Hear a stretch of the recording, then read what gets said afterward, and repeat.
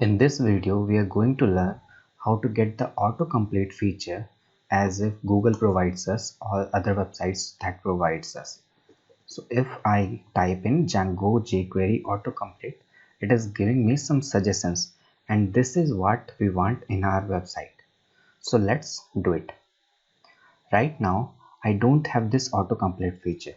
So if I type in, let's say third book, this corresponds to this book, but this Django is not giving in any suggestion because I have not done anything for that, but I have done the function to search. For example, if I search in alive, then this will search the book named alive for me. Right now if you see that this is coming, but this is because of my browser. My browser remembers the name what I search in, that's why it is giving me the suggestion. But so far I haven't searched for this book named third book, and that's why it is not giving me the suggestion. So let's get started. First thing first, we need to have jQuery autocomplete. This is one of the methods that is available to us. You can find some modules in PyPy or in Django packages that can help you, but this is one of the simplest way that I have found, and I want to explain this one only. So this is our jQuery autocomplete, and if we see the view source code of it, it is dependent on these CDNs. So first of all, we need to have these CDNs in our base.html. So I'm going to copy it, but this CDN is simply jQuery CDN. So I would not go for that CDN. Instead, I would search for jQuery CDN, and I will keep the latest version of the CDN. One more thing is that Bootstrap already provides us this slim-min version, but I don't want that slim-min version because $, Ajax, those things are not present in that slim-min version. So if you are going to use Ajax or jQuery, go for this version of jQuery. Okay, so I need to put it over here. I already have this. The other thing is we need to have the this thing, jQuery UI thing. So I need to copy this thing and put it in my code.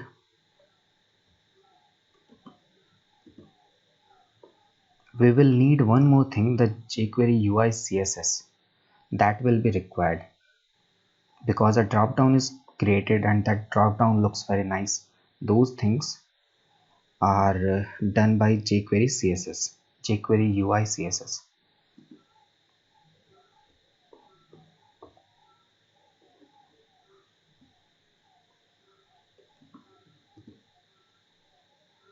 It looks like that all the CDNs which were required I have put over the code. Now if we look into the code, there is an array named available tags which holds all the strings which are to be auto completed.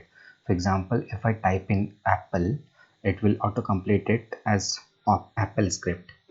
So this available strings is an array which is provided to the source. This is again a jQuery function which takes in a source of an array. So I'm going to copy this and put it in my code. Remember that you need to put it inside the scripts tag because it is a JavaScript function or jQuery function, so it will not work outside the scripts tag, and this is redundant. Okay, this part is redundant. The other thing is it works on this ID named tags. If I look into my search form, I have not given it an ID, so let's give it an ID of tags. It should work now. But one thing is missing, which is this available tags.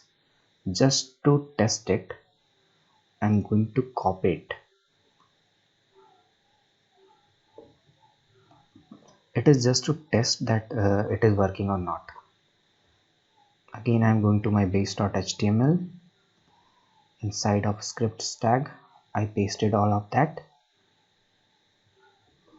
and let's remove this. Aha, this all should be inside one function. Then only available tags will be available, because that is not a global variable. Okay, now I'm going to test it out. And since we are working with jQuery or JavaScript, we need to have, or we should keep our console open, so that if any error occurs, we will see that. Let the page load completely, so there are no errors. And now if I search for, it is working. It is working all fine. So I have to just find out some method which will replace this available tags. Then also our autocomplete should work. So what to replace with this available tags? So let's dive deeper into the documentation, and there should be some hint how to crack it.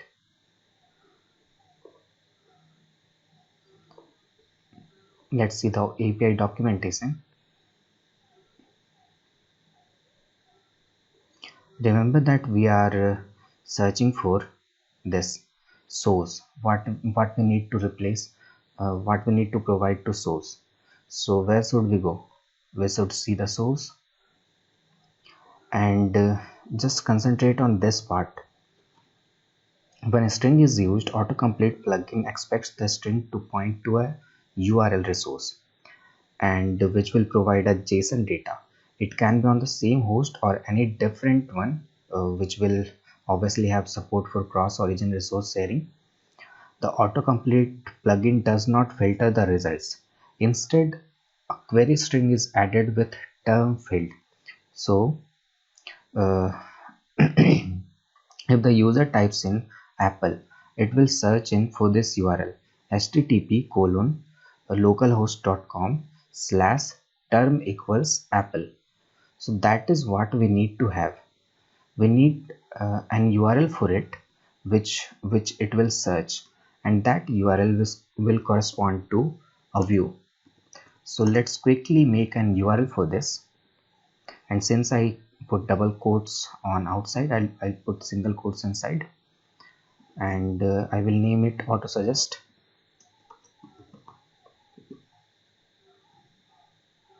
Done.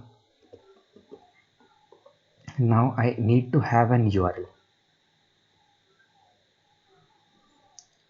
so I will go to my URL and make one more URL, which I have named autosuggest.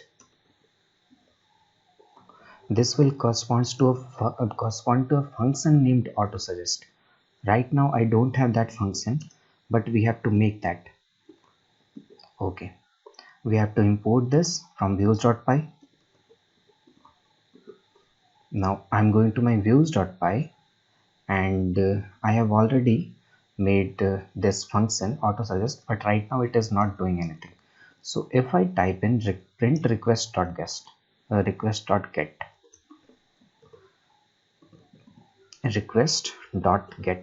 I'm just trying to see if it is working or not.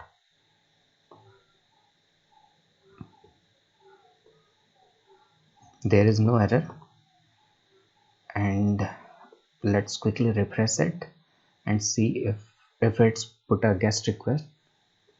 Okay, autosuggest not found. That's because I have given it an app name of products, so I have to use that app name over there.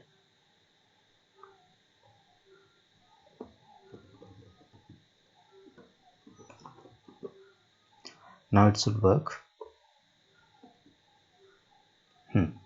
So if I type in ap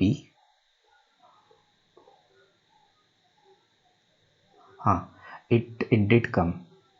There is query dict, which contains the term key term with value AP.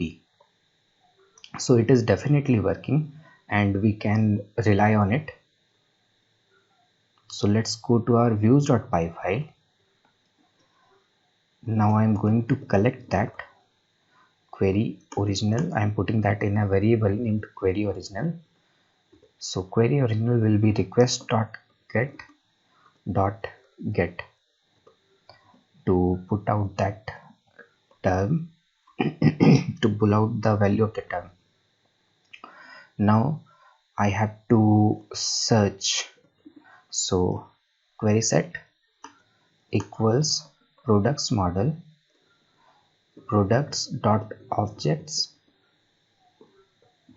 dot filter.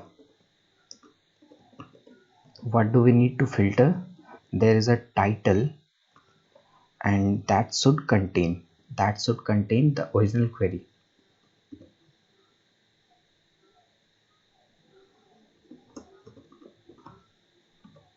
Okay, I can print it, but I'm sure that it is definitely working, so I am not going to print it out. And the other thing was that we are going to pass a JSON response to our front end. We are not going to pass a dictionary or a model. We have to convert that in a JSON response. So to convert that in a JSON response, I'm first going to make a list, and I'm going to put the title of this query sets objects into that list. So my list plus equals what, x for x in query set. Will it work? For x in query set, if I put x, then these will be product objects. Yes or no? So I have to pass in the title, not the objects. And the other thing is, if I pass in objects, that will be not JSON serializable. So I have to pass some string. That's why I did this x.title. And now we have to put it in a JSON response. JSON response of my list and safe equals false. Obviously it was expecting that the list element will be dictionary, but those are not dictionary. That's why I put safe equals false. Let's see if I have JSON response imported or not. It is imported and it should work. I was an idiot. I forgot the return keyword. Return JSON response of my list. Now it will definitely work. This time I'm quite sure. Yes, it worked. And all we need is just to press enter, because we had already implemented the search functionality.